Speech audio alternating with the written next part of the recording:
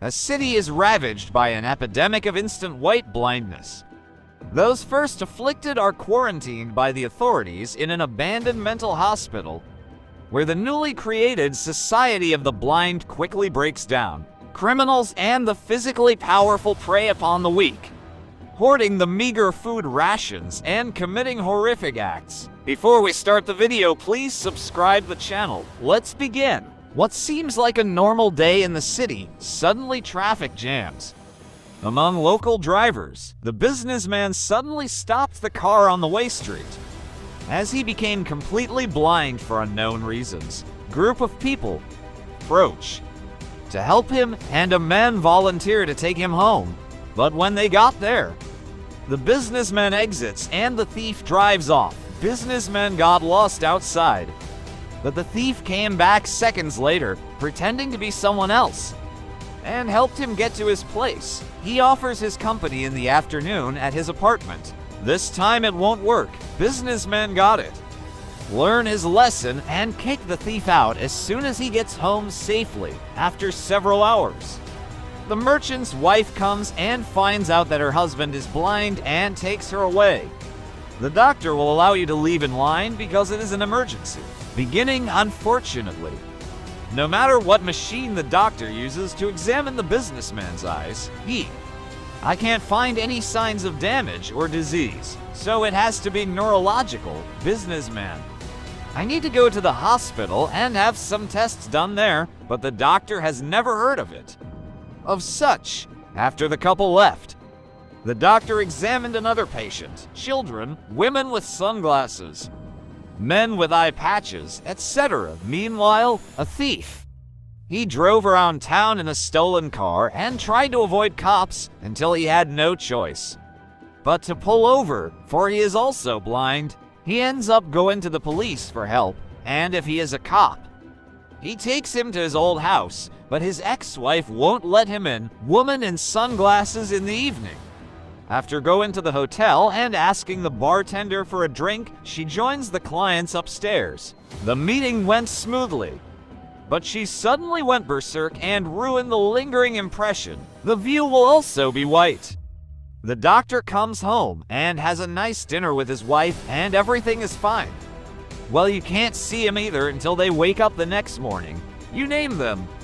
A hospital visit was made to warn of possible infection. The child is there too, and you can't see it either. Soon cases of sudden blindness are popping up everywhere. Governments are beginning to take initial steps to stop them. The clinic, it was officially closed, and the doctor himself was quarantined. His wife could not bear the thought of breaking up with him, and she decided to lie and pretend. She is also blindsided by quarantining with him. The couple were taken to an abandoned asylum. It's completely empty, and not even other doctors live with them. Each station, there is a phone to contact security outside, but only for emergencies, and any station. Only delegates should be available. More people coming soon, like thief, woman in sunglasses, child, businessman. Doctor and his wife are ready. Their visions are secret, and by pretending to explore and memorize the location when they arrive. A doctor's wife becomes a guide for everyone when they need help, such as go into the toilet when she leaves her room first. The thief chases the woman in sunglasses and grabs her. A little too convenient, and she kicked her leg. Your heels.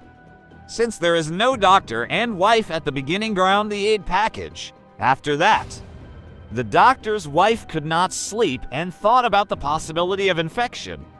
I'm afraid I woke up with thieves' feet. Her doctor tries to cheer her up, however, she prefers taking walks to deal with her worries. The next morning, another person will come.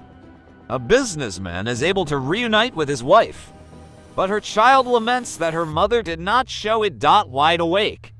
The doctor and his wife try to talk to the guards and ask for help with the thief's leg, but however, the guards do not cooperate. They just point their guns and allow them to come back.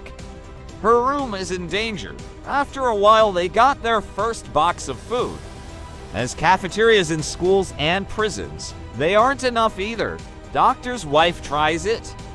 She has an emergency call asking for more food and a first aid kit, but no one answers her call. The answering machine she leaves many messages for. Weeks began to pass and more every day. And more infected are sent to exile. Doctor's wife draws a line between them. Ward is the leader, with an elected doctor representing the ward, but quickly establishes order becomes impossible. Everyone is blind.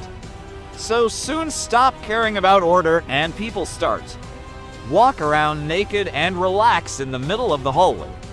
Ofa businessman tries to cheer up his wife by talking about her youth, but her wife, she can't even bear to think of happier times. One afternoon, the doctor's wife heard a noise. He discovers that the man with the eye patch has a radio that he has been listening to personally. She persuades they all want to know what's going on outside, so he shares the news with everyone. Eye patch man explains that there aren't many stations left. But you get the point. In his first 24 hours, there were hundreds of cases that the government simply solved. Send blind people to shelters and ask everyone else to stay home. Then, as professionals around the world, the public had to see. People got tired of waiting at home and tried to get out. But the soldiers stood guard and arrested anyone who broke the rules. The city was in chaos mainly because car accidents kept happening and even planes started crashing. In the end, the citizens got scared and decided to stay at home. So now the city is a desert and the government is doing nothing because they are blind to. A few days later, a huge group of infected people are brought into the asylum, and soldiers shoot a man dead. Simply because he accidentally left the line, showing how vicious they have become. In a panic, everyone rushed in, happily jostling and even slamming doors. The worst part is that the soldiers never come to pick up the bodies. The doctor's wife, hoping to bury it herself, asked for a shovel that the soldiers threw in the middle of the garden, without moving from the tower, still pretending to be blind. When the doctor's wife asks for directions, the soldiers play with her until she finds a shovel and snaps her finger. Meanwhile, the doctor is the representative of the other ward. I am trying to contact the person and arrange a burial. We also want to talk about one of the wards getting more than its fair share of food, because two others were shot. Tired of hearing the doctor act as leader, the bartender declares himself the king of Ward 3. Later, the doctor's wife goes to see how the thief is doing. The thief has a fever due to a severe infection in his leg. She tries to stay supportive of her, but when her thief reveals that he knows she's not blind, he suddenly threatens her. And her woman rushes off to find her husband, and eventually collapsed. The thief can't take the pain anymore, and waiting for things to end on their own is an excruciating exercise. So he drags his body outside and lets the soldiers shoot him. The doctor's wife feels her guilt and begins to wonder if she should tell everyone her truth. But her doctor forbids her. Sometime later, the bartender manages to find the asylum's administration office with the help of an accountant, a member of Ward 3 who has been blind since birth. In other words, he has a better understanding of how to live like that. Via the PA system, the bartender announces that he will control the entire establishment as a king, and the first new rule is that people must pay for their meals. This rule doesn't work. Soon chaos erupts near the grocery store, and the bartender reveals his secret card. When he was brought into the asylum, he managed to carry a pistol. With a warning shot, he sent everyone back, took control of the food storage facility, announced that they would guard it all day, and tried to steal it. People threatened to shoot anyone. The doctor's wife begins collecting everything she can from the people in the ward, from jewelry, including wedding rings, to whatever is in her pocket. But she keeps the scissors that the woman keeps in her pocket, quality by hand, no matter how expensive the gems are. The bartenders will only hand out a few boxes per station, intimidating anyone who dares to complain. People need to share their meals and doctors are not in the mood. to maintain leadership skills when they feel they have failed. After reminding him of this, the two hang on the floor. The doctor's wife finds them while they're done.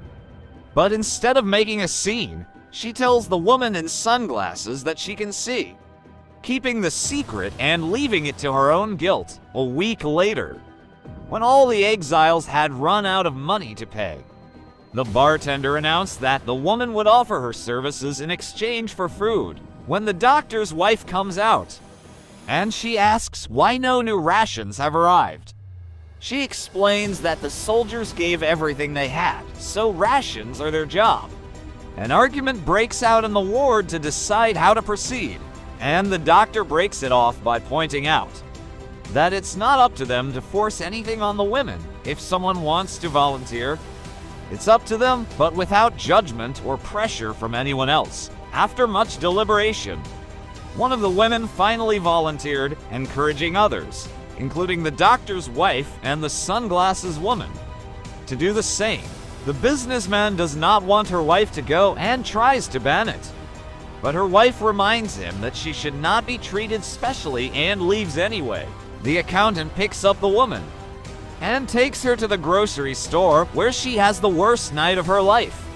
The boys are vicious and violent, one of them abusive to the point of murdering one of the women. In the morning, the doctor's wife asks someone else to collect food, because the woman came back with her corpse in her hands, ready to put it away and give it a well-deserved farewell. Later that day, the accountant goes to another station to look for more volunteers. He's even brave enough to come to Station 1 to congratulate them on their good work.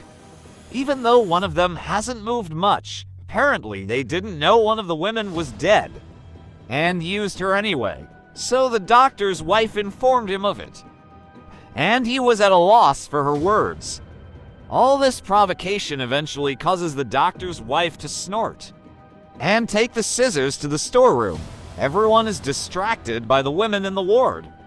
While retrieving the gun after finding out what happened, she killed the bartender with a pair of scissors before dragging the girl, but none of his shots landed. On her way home, the doctor's wife makes her own announcement. If they don't release food, more men will die. She collects now. The doctor fears this will start a war, and he is right. Barricade the area with 3 barricades, but still no food. One of the women's girlfriends decides to take revenge. It turns out that she had hidden a lighter in her pocket the whole time and used it to sneak into Ward 3 and light a fire. The blaze spread rapidly, killing many of the men, and before they could panic, the doctor's wife escorted them out of the building. No, the door is unlocked. This means he is the only one. They are finally free. Doctor, his wife, a child, a man with an eye patch, a woman with sunglasses, a businessman and his wife decide to band together on their way downtown, where they find society is crumbling. The city has become a post-apocalyptic wasteland, with the few remaining people wandering around trying to survive, attacking each other when they even suspect they might have food in their pockets. The doctor and his wife leave the group while they hide in a bar to see if a nearby market has anything to eat. People there reach for the few remaining items on the shelves. But while the doctor collects the clothes, the doctor's wife can be found by looking at the stairs that lead to the warehouse. After filling a few bags, the woman tries to escape by force. But the people there, hearing the noise the objects in the bag are making, while returning to retrieve the lady takes some time to gather herself, and the cute dog gets the chance to approach her and become her friend. Took the dog to the church and waited for her husband under the dry roof. The church is incredibly crowded. The doctor returns with his clothes, picks up his wife, and rejoins the group. Dogs chase them and become new companions. The group eats some rations in a bar, decides to stay there for the night to get a proper rest, then goes out again in the morning, walking cautiously through the city to the home of the doctor and his wife. I went and offered to share it with everyone. From there, the group manages to establish a routine. Guided by a woman's gaze, they clean their apartments, share the doctor's clothes, go out only when they need to look for food, fetch water when it rains, and wash. They become a family. And the businessman's wife finally reunites with her husband and shares memories of their youth. So the eye patch man wants to live with them forever. The doctor and his wife also get back together. Now no longer overwhelmed by the stress, she accepts being stranded with him again. As suddenly as the blindness happened to him, it is gone and he can see again. My body can fight the disease. The blindness is temporary. And the hope for the future once they realize that they have returned. Everyone begins to celebrate. Thank you for watching. Please subscribe the channel for more videos.